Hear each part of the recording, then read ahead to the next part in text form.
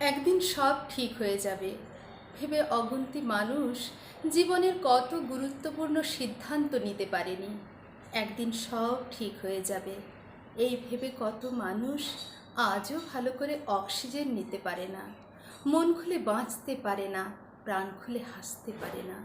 লক্ষ লক্ষ মানুষ মৃত সম্পর্কের দুর্গন্ধ বয়ে বেড়াচ্ছে বছরের পর বছর।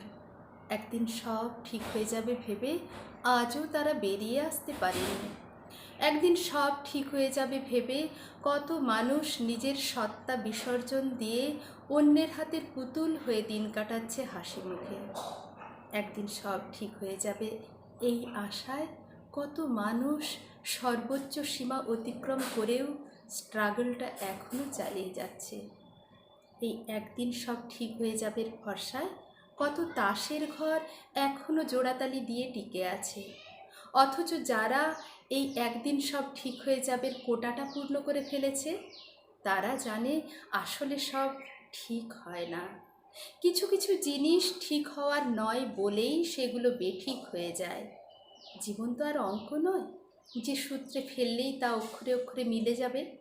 মানুষ কিন্তু সব বোঝে, সব জানে, তবুও মানুষ হাসে, আশায় ভাসে, ভালোবেসে।